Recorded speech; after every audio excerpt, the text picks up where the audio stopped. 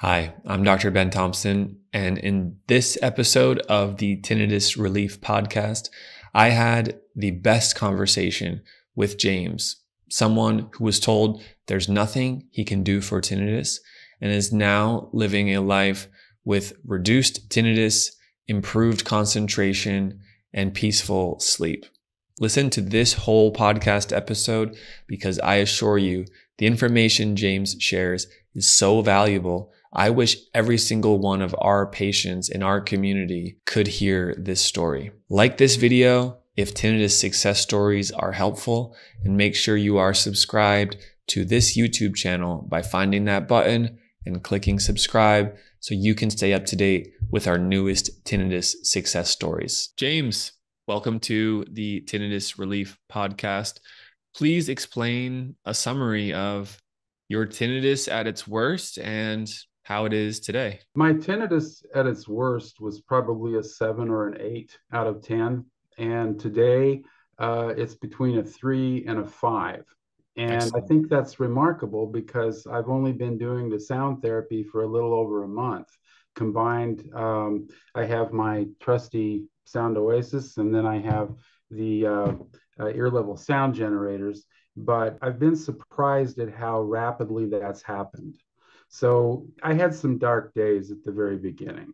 And Tell us about those days. Tell us about how long ago did this start for you, and tell us about those dark days and why it was so challenging.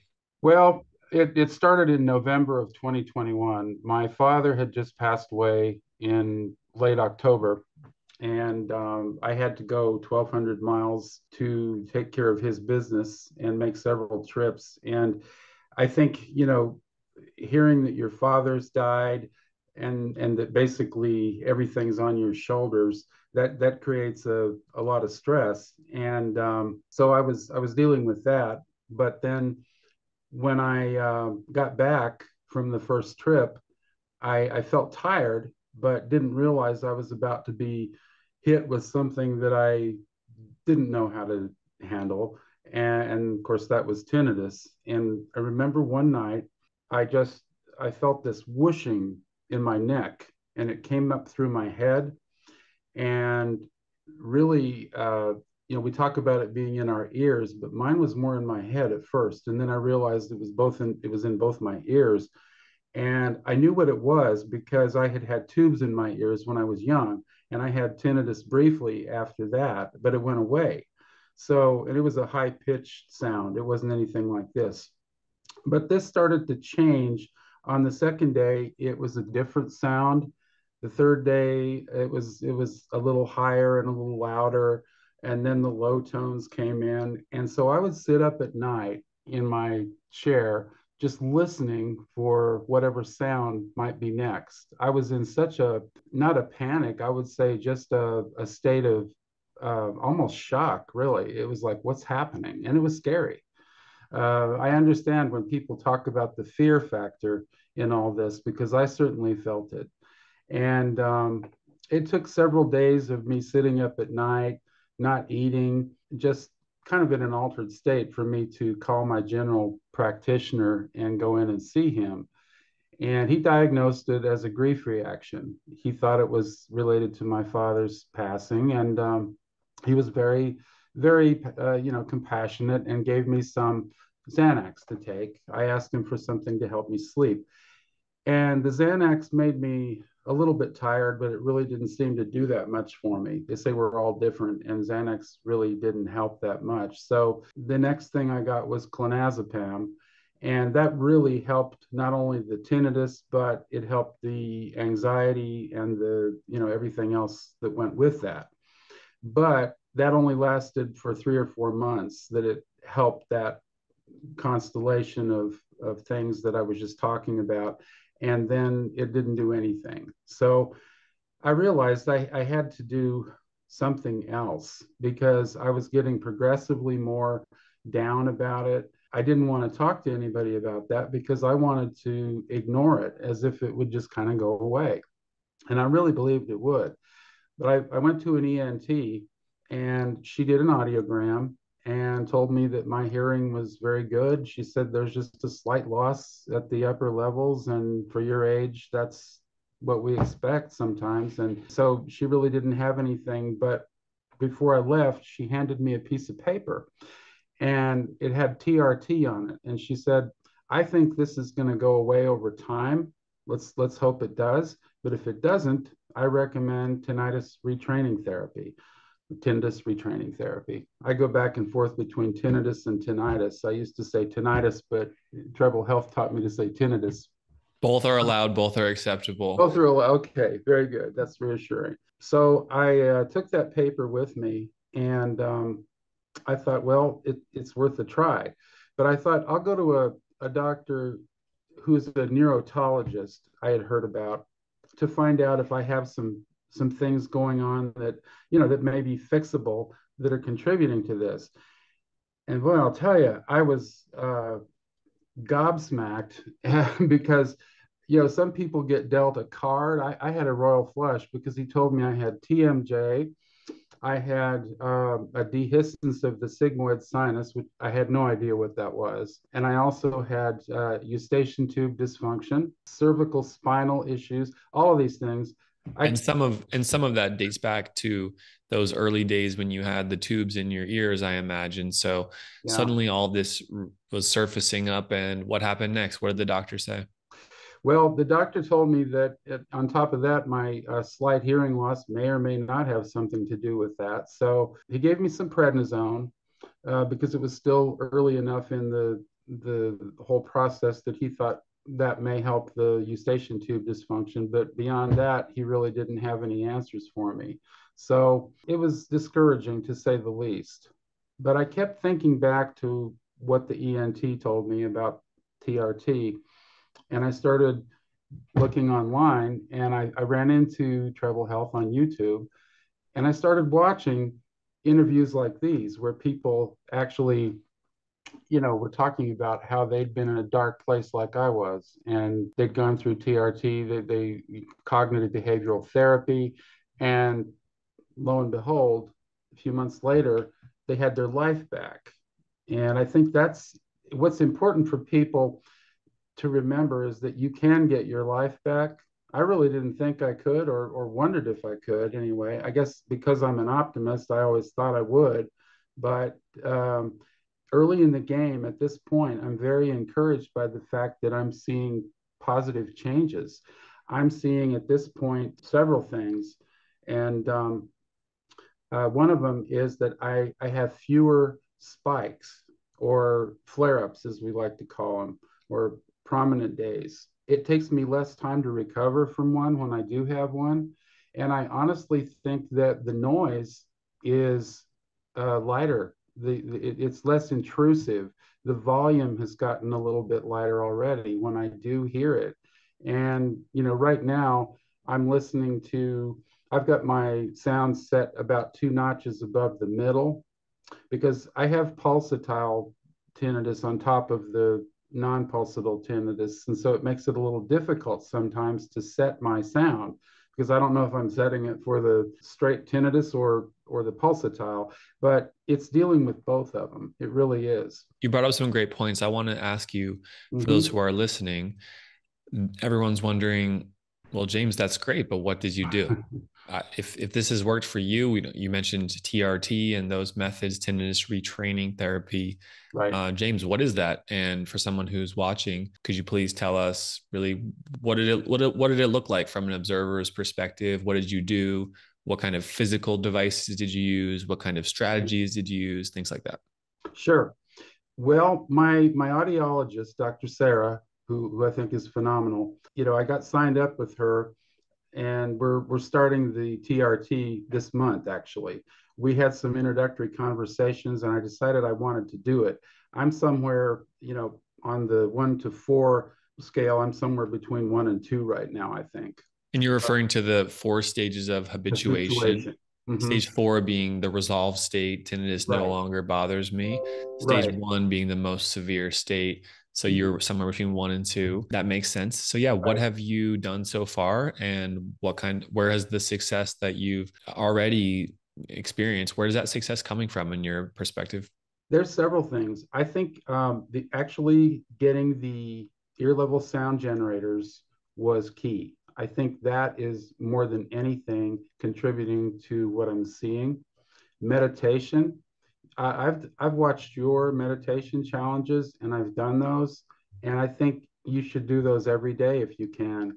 And even walking meditation. I went online and I looked at walking meditation because I love to go out and walk, but you can do that too. And I've been doing that. So the ear level sound generators, the walking meditation, the Dr. Ben challenges meditation. And I tell myself constantly, tinnitus is not important. This signal is neutral. It's not important. It's not going to hurt me. It's not going to damage me. I tell myself that every day over and over. And I find that that helps too. I have to remind myself, and people should do that who are dealing with tinnitus because it is a neutral signal. It's not something that's going to do something horrendous to you, although at times it can be very, very challenging. And I thought at first it was just the worst thing that ever happened to me. The first couple of days, I thought, well, what if this doesn't go away? But you do really learn to deal with it over time. And I think that the fact that Treble Health is there is a huge game changer for the whole tinnitus community. I really do. I found nothing but support. I found that everybody I've talked to at Treble has understood my situation. The audiologists have been through tinnitus by and large, and they understand the challenges and what it can do to your life. I remember telling the ENT, my life is in ruins right now. I've got to get it back, because I can't concentrate. I feel like I'm not finding any pleasure in things that I usually find pleasure in. You really feel like your peace of mind has been taken away at first. You feel like your joy is out there somewhere, but you sure don't feel it. But you can get it back. And progress may not be linear. That's one important thing that you taught me, is that it's not necessarily a linear thing, and we expect that a lot of times. And I've had to tell myself, little changes like what I'm seeing are tremendous because they're signs that it's working. And I trust the science. I've read Dr. Jastroboff's book cover to cover, like another person I heard talk in one of these interviews, and I did that because he did. And it was a fascinating book. And I do. I trust the science. It's well researched. Many people have benefited from it and gotten their lives back. Let's talk about that for a moment. So this book that you're mentioning is a book that is published by the founder of tinnitus retraining Right. therapy, Dr. Pavel Jastroboff. He's a mentor of mine. I studied with him. And for decades, he has been showing the community how the best treatment for tinnitus is one that promotes habituation. So Yes. whether we're using sound therapy devices on the ears, like you mentioned, ear level sound therapy, what are also called tinnitus maskers. Right. Um, Other people might call them hearing aids programmed for tinnitus, right? Right. They play pink noise or white noise at a Mhm. constant Right. frequency, and your brain can learn to filter out and reduce that tinnitus. Whether it's sound therapy or meditation or cognitive behavioral techniques, they're all promoting habituation. So habituation is the best treatment for tinnitus right now and for the foreseeable future. So the book you're referencing is essentially Dr. Jastroboff's best work and summary. Some of it's very technical, but it Yes. also is, I'm sure I'm sure you had to reread many sentences of that book because it's very I do. dense, right? So tell us Um, about what you learned in that book, and perhaps we can just have some discussion about some topics that really stood out to Sure. you. One of the things that I thought was fascinating were the categories of people who have tinnitus, and categories 1 through 4, and then the subcategories. And I realized how technical it was when I got into things like stochastic resonance and things like that. That really you need a degree in physics if you want to totally understand it, but or an audiology degree. But it really opened my eyes to the fact that tinnitus is not one flavor. There are many varieties, and you have to be careful to do things right. You made the point one time that the sound that you choose, you really have to get it right. It's very important because you're going to be listening to that for a long time, and you don't want to change every day. You want something that's consistent. And he talks about people listening to water sounds and pink noise and staying consistent. You have to choose something that's comfortable for you, something that's not intrusive, and something that's not too soft. Because according to what I've read in his book, if you choose something that's too soft, that can be as bad for you as something that's too loud. So it's a delicate balance, but I think it's a simple thing too, because you're going for a mixing point. You always want to hear your tinnitus, and I've been very careful to always hear that signal and bring my masking only up to a point where I can still hear the tinnitus. And it's all there in that book, and I was so glad to get it, because even though a lot of it's over my head, technically speaking, because I'm not an audiologist, I feel like it was written for clinicians as well as people who are actually going through it. And I Correct. Yeah. appreciated that. Correct. And we will include a link below to that book. It's Tinnitus Good. Retraining Therapy by Dr. Paul Jastroboff and Yeah. another gentleman whose last name is Hazel. So yeah, this is also giving us the realization that education can set us free in this condition, that Yeah. you went from fear and that fear factor to understanding the details of what's happening and how Yeah. the brain and the ear and the nervous system work together. One thing I like to break down is there's four main areas of what affects tinnitus. There's the ear, Mhm. there is the emotional system, there's the nervous system, and then there's our attention and concentration. Mhm. So if we can reverse engineer those four areas and say, okay, I'm struggling with tinnitus right now, something in these four areas went wrong. If I can reverse engineer it and have positive, healthy inputs into all those systems with sound therapy for the auditory channel, with meditation and relaxation and sleep for the nervous system, and positive messaging, hope, optimism for the emotional system, Mhm. and sound therapy plus just concentration techniques during the day for Right. that frontal lobe, then Yeah. essentially it's promoting habituation on all fronts and a comprehensive plan. And from what I've heard, you've definitely been enacting that and seeing good results. So it's helpful to know the framework, right? And It it's very is. scary when even doctors don't explain to you what's going on. So I think books like this, our YouTube channel, are great resources to help you Yeah. through that piece of it. Definitely. And what you just said summarized it so well. I've never heard it said so well, what I'm trying to do. And I think, you brought up the H word. Habituation is my goal.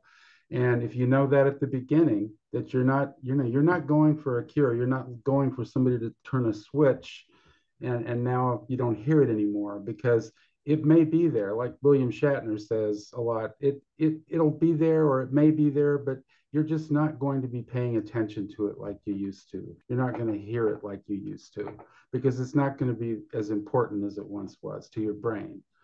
And so the idea that the brain, the idea of neuroplasticity is really exciting to me. What I are some examples of neuroplasticity that caught your eye, whether in the tinnitus community or just in the science and health communities in general, this idea of neuroplasticity? Neuroplasticity, to me, you hear about it all the time.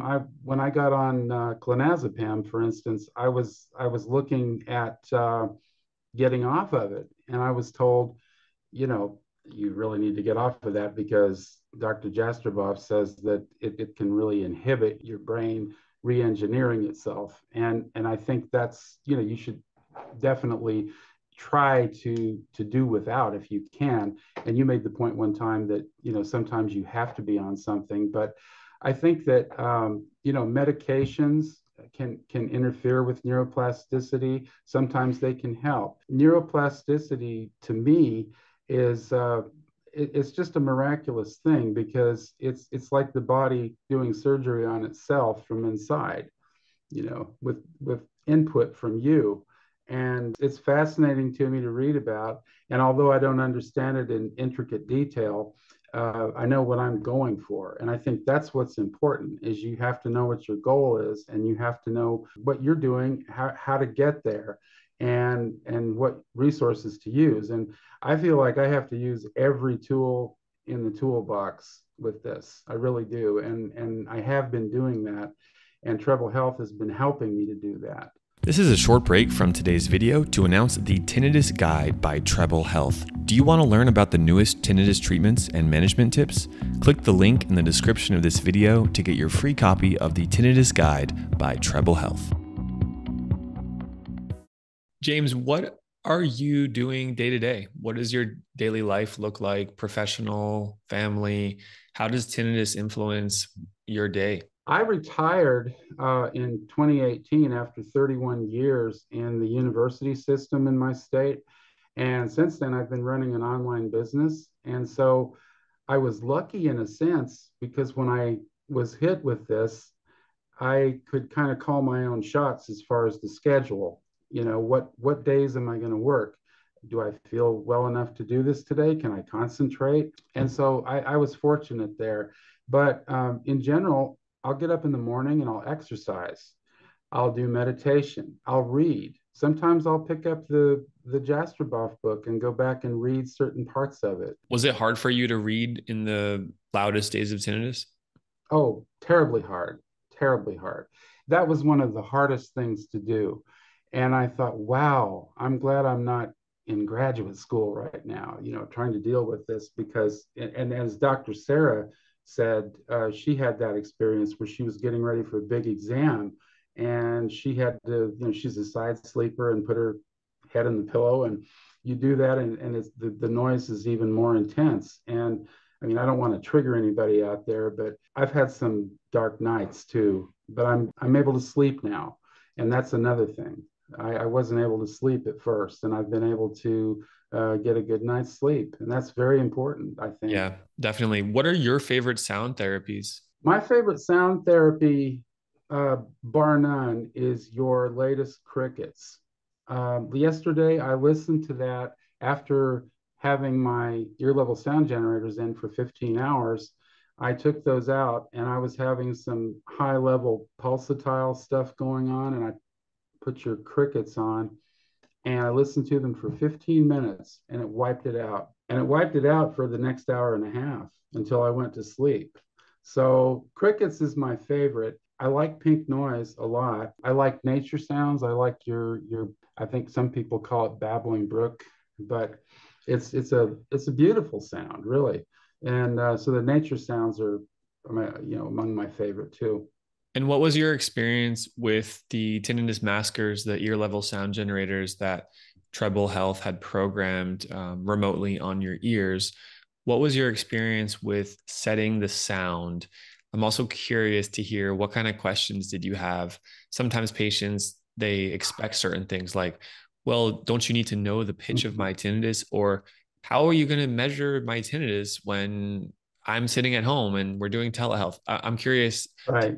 Your perspectives before you got the devices and then after those first appointments, how it's been? That's a really great question. And I think if I hadn't been reading Jastroboff's book, Dr. Jastroboff addressed that in there. He said, it's not important to get it exact, but you need to be in the neighborhood. I really had a lot of questions as far as, am I doing this right? Am I getting it too close to the, is the mixing point here or is it here? I really was looking at the, I was looking at the middle and thinking, okay, I'm 2 notches above the middle, but am I really where I should be? Because I'm hearing the pulsatile and I'm hearing the regular tinnitus sound. And it was confusing at first, but after talking to my audiologist, I didn't really have any fear that I was doing anything wrong or anything that would, permanently do anything negative to me. But yes, I think a lot of people would have questions about that. And I certainly did, because when I saw the devices, I thought, wow. We sat there and it was exciting really to hear it for the first time. I mean, I actually was astonished at how it blended and masked some of the sounds. And I say some of it because some of mine is unmaskable, and that's fine because you want to hear it anyway. But it makes me feel, as somebody said, protected to some degree, because you feel in the beginning that you're being attacked by this noise.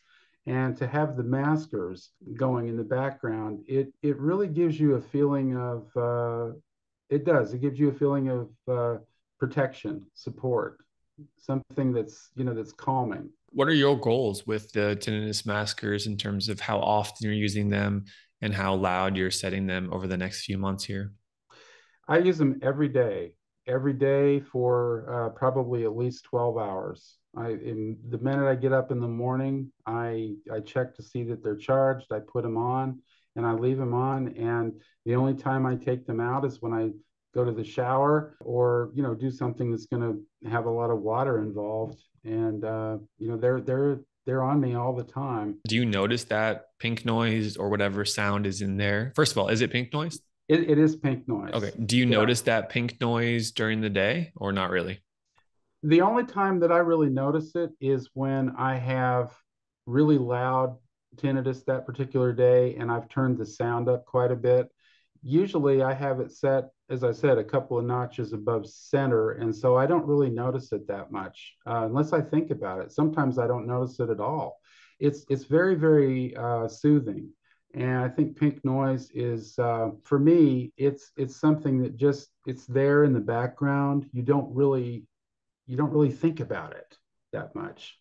Here's a common question that patients ask their audiologist or our audiology team at Treble is when I'm better, do I still need to wear them? Is this a forever thing or is this a temporary thing? What is your understanding of that question? My understanding is that it is not a forever thing, and I'll certainly keep them. And months, years down the road, if I have a flare up or something, they'll be there for me to use. But my understanding is that after you're habituated, fully habituated, you don't need to wear those anymore. That's correct. That's correct. And that when we say that, patients' shoulders relax a bit and they go, okay, I'm starting to see how tinnitus is not a forever problem. Yeah, that's one thing that actually I was going to address the fact that I didn't come to you sooner because I thought it was a forever thing. I was talking about maskers with my ENT's audiologist, and I just couldn't see myself doing that for the rest of my life. So I hesitated. If I'd known that it was a temporary thing, I would have come running a lot faster. And I wish I had because I've had tinnitus now for a little over a year. And I think that I could have saved myself a lot of suffering if I had come in the first few months when I realized that it was not going away. Well, better late than never. And Yeah. you're also showcasing a good point that patients ask, which is, well, I've already had this for 1 year or two or five. Yeah. Can my brain really get better with this?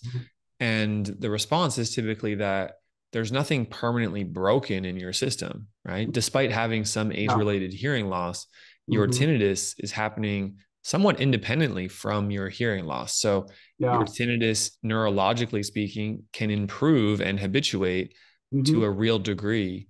And yeah, there are some differences based on what kind of tinnitus you have, what's the root cause, how long you've had it, et cetera. Hmm. But Yeah. regardless, there are real improvements that can be found for patients like you. And I'm sure you maybe asked yourself, hey, it's already been 6 months. Is there really any chance that it can still get better? Right. Right, right. I believe I can get better. I've heard people talk about having it for years and getting better, and so there's no reason I can't. And I think really you have to think positive. Think positively about it. The best thing you can do is and I watched your video on the limbic system and stress and the autonomic, all of that was so educational to me. That was really what got me thinking about how much a part the limbic system plays in this whole thing and how mysterious it seems but how basic it is really. And so that's what I'm trying to do, is to keep those things in check. And I think thinking positively about this whole process and believing in the science and keeping focused, all of that I think is going to get me to where I want to be. And I think it can for others too. Definitely. Let me ask you about Mm-hmm. the word choice here with cure, tinnitus cure. If Mm-hmm. I asked you when tinnitus was the worst, hey, what would a successful outcome look like for this tinnitus? What would you have said? Without using the word treatment or cure, what would you have said if I asked you, what is a good, positive, successful outcome here if we can help your tinnitus? I would have said, I would like to be in a place where I'm not always thinking about it, where I'm not always aware of it. And I certainly would like to have it be a little quieter when I do hear it, but I think the awareness of it is the main thing for me. And because that's what exhausts people, and that's what, with me anyway, it's what made me tired and what made me down and what made me anxious during those dark first few months. And so awareness of it is everything. And I think that in time that will diminish. I really believe that. And over time, you've already shown improvements with that. So I have. you've already seen the Mhm. volume between 1 and 10, that volume level has improved. So Yeah.